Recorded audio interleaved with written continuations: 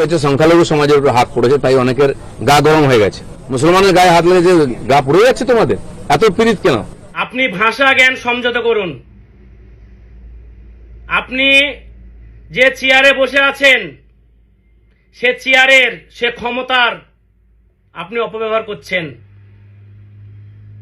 আপনি বারুইপুরের ঘটনা যে কথাগুলো বললেন মিডিয়ার সামনে এসে, যে হ্যাঁ একটা ঘটনা ঘটে গেছে, সংখ্যালঘুর উপরে হাত পড়েছে, তাই ওদের জ্বলন হচ্ছে, গা পুড়ে যাচ্ছে, এর কথাগুলোর মানে কি? একটা 11 থেকে 12 বছর মেয়ে কে রেপ করে একটা পুকুরের জলে ফেলে দিল 5-6 জন নরপশু,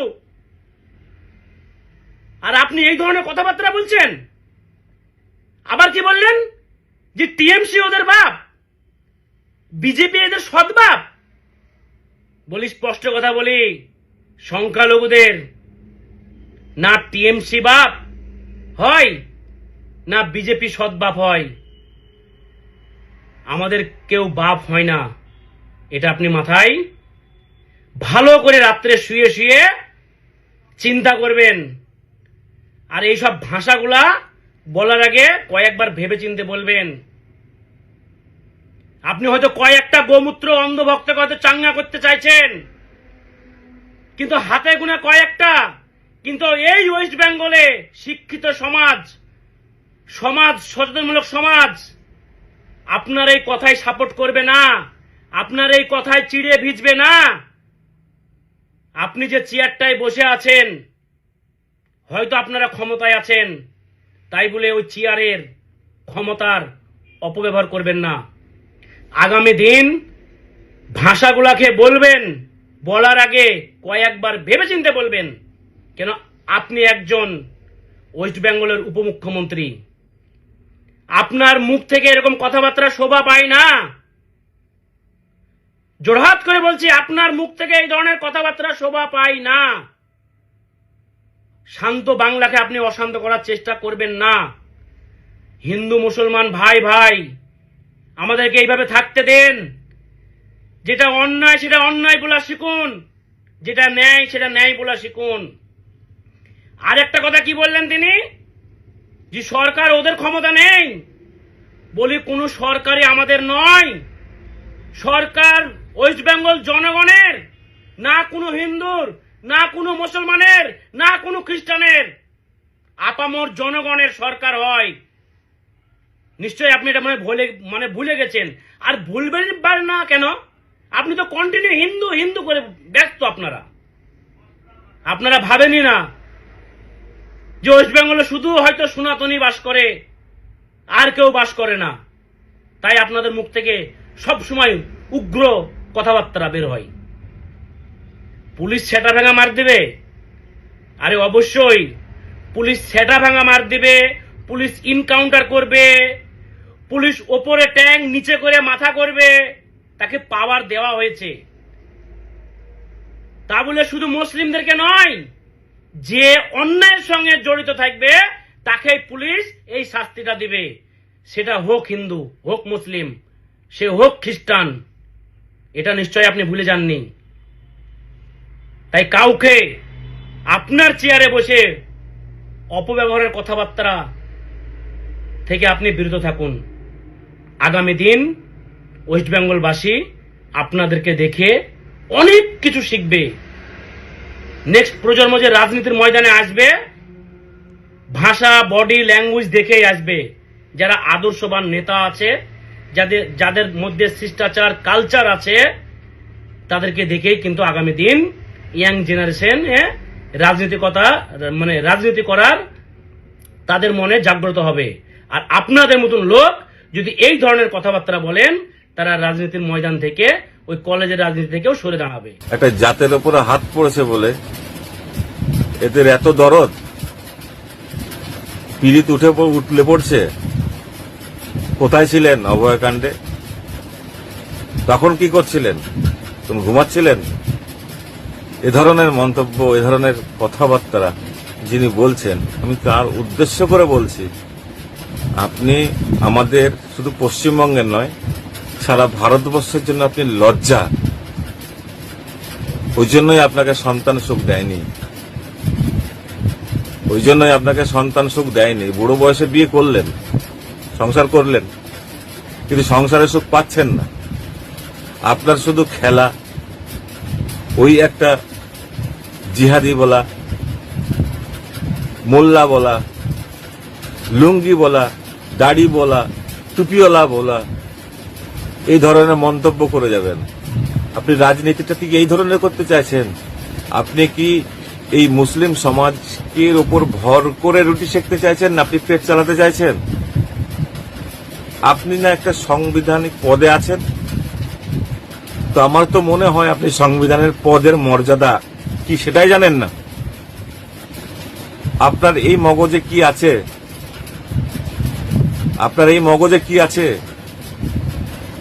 যে একজন বাচ্চা শিশু তার জাত হয়? আপনি ভুলে যেতে পারছেন না সমগ্র জিনিসটাকে? ভুলে গিয়ে আপনি এর প্রতিবাদ করতে পারছেন না, আপনি রাস্তায় নামতে পারছেন না, আপনি তাদের বিচার ব্যবস্থা করার জন্য আপনি করতে পারছেন না। যখন খুশি আপনি আমার এই জাতিটাকে এইভাবে অপমান করে যাবেন, আর আমরা মুখ বুজে সহ্য করব? আমরা এইভাবে সারা জীবন মুখ বুজে সহ্য করব? আপনি যে ধরনের উক্তিগুলো দিচ্ছেন, এক ভয়ানক উক্তি। এই উক্তিটা যদি অন্য ঠিক উল্টোটা হতো, আপনি কি করতেন? লাফাতেন তো, আপনি আন্দোলন শুরু করতেন তো, জেলে ভরো। আপনার লজ্জা হওয়া দরকার, আপনার লজ্জা নেই। আপনি সন্তান সন্ততির সুখ আপনি পাবেন না, জীবনেও পাবেন না। আপনাদের রাজনৈতিক দলের যত মানুষ এইভাবে কাজ করে বেড়াচ্ছে তাদের কিন্তু সব নিঃসন্তান। তারা সন্তান, তারা পরিবার সম্বন্ধে তাদের কোনো সচেতন নয়, তাদের জ্ঞানই নাই। আপনাকে আবারও বলছি, আপনি সংযত হন। আমরা মানুষ তো, আমাদেরকে ভালোবেসে দেখেছেন, বুকে টেনে দেখেছেন, আমরা আওয়াজ তুলি। আপনি আমার প্রশ্নের উত্তর দিন। আপনারা যে সরকারটাকে নিয়ে এলেন, এই 2 মাস হয়নি, এই 2 মাসের মধ্যে সারা পশ্চিমবঙ্গে 12টা এই ধর্ষণ কাণ্ড হয়ে গেল। একটার বিচার পেয়েছে? একটার জন্য প্রতিবাদ করছেন আপনারা? সকালে নেব বিকেলে খরচ করব, সেই সব বলার মানুষগুলো আজ কোথায়? লজ্জা হওয়া দরকার। ভারতবর্ষ আজকে কি অবস্থা? আপনাদের মতোই নেতাদের জন্য আজকে এই দেশের হাল। শুধরিয়ে যান, শুধরান নিজেকে, যে আমি ভুল বলছি, আমার মাথার বিকৃতি হয়ে গেছে, আমার বুদ্ধি কম হয়ে গেছে, আমি গরুর দুধ থেকে সোনা বার করতে করতে আমার মাথাতে কিছু নেই। নিজেকে পরিবর্তন করুন, পরিবর্তন করলে সবকিছু ঠিক হয়ে যাবে। বাট আপনি পরিবর্তন হওয়ার মানুষ নয়, আমরা জেনে গেছি। পুলিশ সূত্রে খবর, রাত 10:30টার সময় মূল অভিযুক্ত যিনি সাক্ষী প্রভাস মণ্ডল, তাকে তদন্তর খাতিরে বারুইপুর সূর্যপুরে নিয়ে যাওয়া হচ্ছিল। এমতো অবস্থায় কোমরে দড়ি হাতে দড়ি বাঁধা এক সাক্ষী, জঘন্য অপরাধের সাক্ষী, সেই প্রভাস মণ্ডল নাকি পুলিশের যে পিস্তল সেটাকে ছিনিয়ে পুলিশকে মারার চক্রান্ত করছিল। সেই মতো অবস্থায় ওখানকার যারা পুলিশ ছিলেন, তাই পুলিশরা তাকে এনকাউন্টার করে দিলেন। তাহলে যে মূল সাক্ষী তাকেই মেরে দেওয়া হলো, তাহলে তদন্ত কি হবে? এই যে আরো অভিযুক্ত আছে 4 থেকে 5 জন যাদেরকে ধরা হয়েছে, তাহলে তাদেরকে সাক্ষী কে দেবে?